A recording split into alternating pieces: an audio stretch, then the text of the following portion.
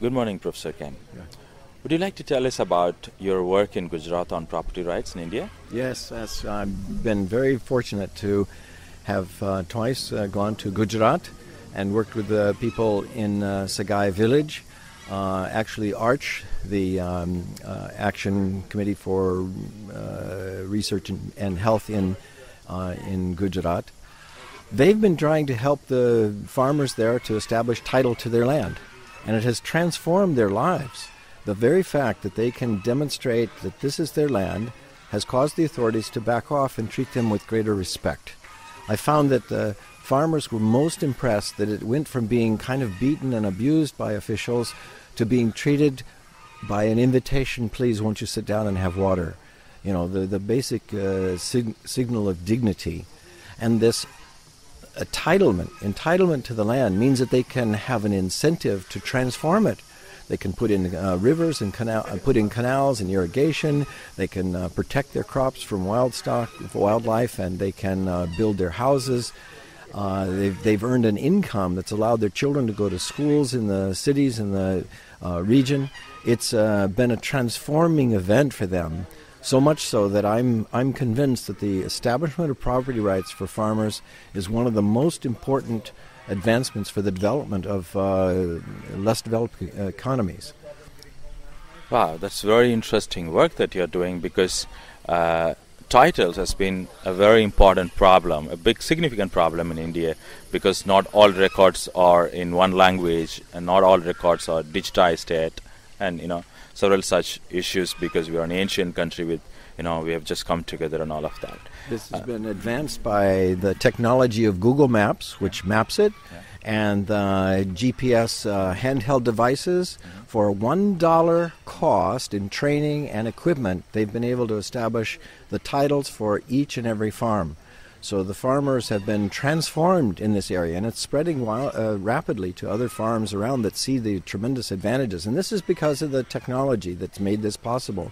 And it's very hard for the authorities to deny the right to the land when they see pictures of their farming and the actual mapping coordinates that designate them. So it's been tremendously beneficial just in recent years.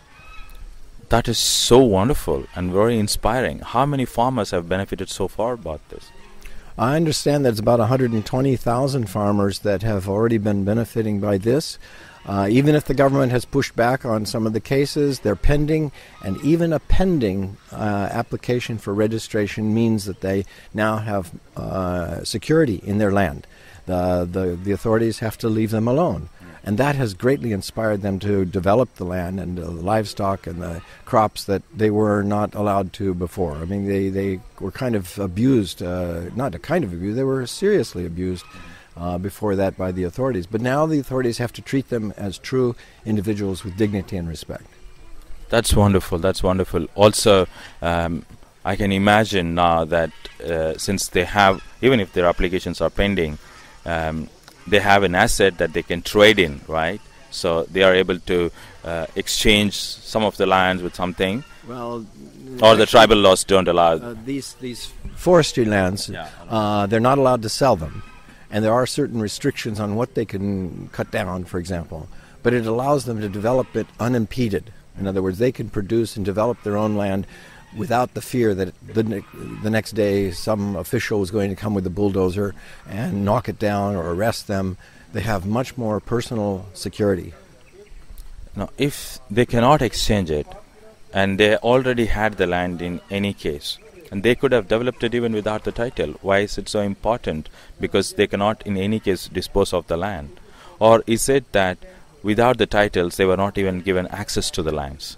Now, without title, at any time they were kicked off the land. They were sometimes forced to do building roads for the Forest Service. They were often they had their cattle just taken from them.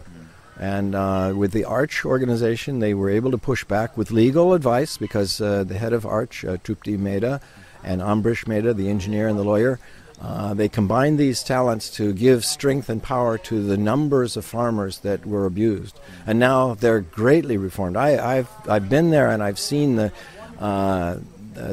light in their eyes of being masters of their own land, rather than just fearful servants of government authorities.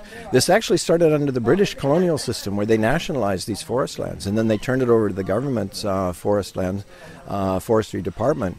But now it's coming back to the people whose ancestors were working the land for centuries, and now they finally have recognition of their rights to it. That's fantastic. In fact, Professor Ken, this government has been talking about minimum government and maximum governance, and the Prime Minister just recently has also started a campaign for Digital India. Mm-hmm. So you're talking about $1 cost for a title of a piece of land or one ownership, right, including the device and the training, makes it very, very appealing. So with respect to property rights, what would your advice be to a government that wants to reduce its size but expand its impact?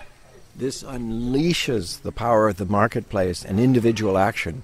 All too often it's been thought that orders and instructions and vision has to come from the top down. But this unleashes all of the ingenuity and innovation and spontaneity, all the motivation of the populace themselves. So then the way to have minimum government and maximum governance is to allow spontaneous self-governance. And it's remarkable how these people work together in their communities, in their villages, to solve problems and resolve disputes, and to develop and help each other cooperate when it's not just handed to them by officials, and sometimes not so respectful and honest officials. Now they have so much of a motive to develop this themselves. So this is where your true growth is going to occur. And that's true around the world too, that where there's more and more economic freedom of individuals having the produce of their own energies and efforts, they are much more motivated and produce tremendous growth. And I expect this will happen. It'll sweep from India. India will be the demonstration model that will sweep across Asia and Africa and South America, where property rights are so broadly denied to the general population that works the land.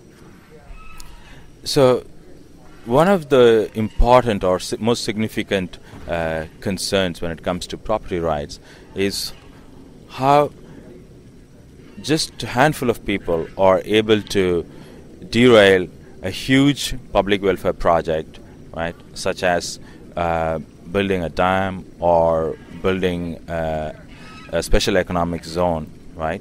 So there is a lot of discussion and public debate between various political parties and experts in India on what should be the right amount of power that the state should have to forcefully take land from farmers and others if it is needed for public welfare.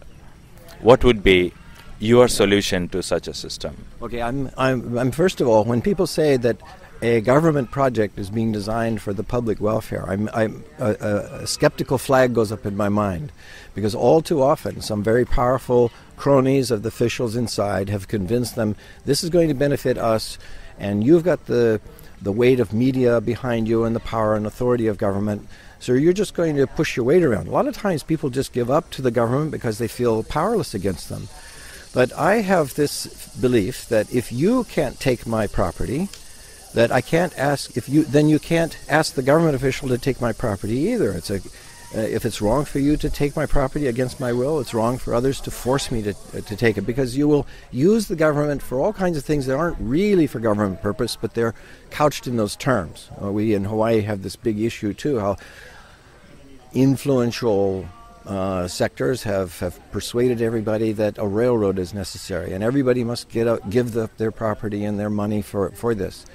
But what they fail to do is to recognize first the power of the market to solve these problems. If they want to build a dam, yes, dams can have a benefit, but you compensate people adequately enough to get them go along. All too often they say, "Oh, this 20% won't go along with this," but that's because they really haven't offered them sufficient compensation.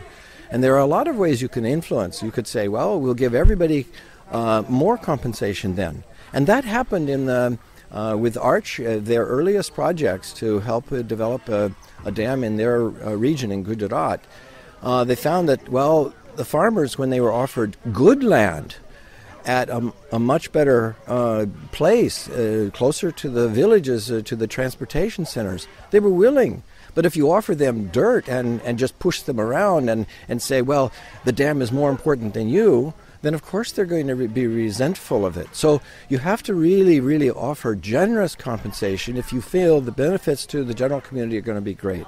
And I don't trust officials always to be concerned about the general population. They're often concerned about who their friend was that contributed to their own personal gain in order to get these things. So be very, very cautious about the use of government using the term public welfare. There is no such thing. It's everybody as an individual, and the authorities are no different. They will use the power to benefit themselves as well. Thank you so much, Professor Ken. This is a very important issue now in our country, and we have a conference coming up on July 13th exactly on this issue. We call it India Property Rights Conference. I'm very sure your inputs are going to be a part of the conversation there, and it's going to definitely help the policymakers. Thank you. Thank you very much. Yeah. Thank you, Ken. How did it go? Well, I got caught up in it, all passionate and everything. I know, that's important. That's the whole point. Well, right? these things, it's really good to have passion. Well, we got 1 minute, so thank you very much. And if you want to do Thank you. more Yeah, session, we can. Take a look at it.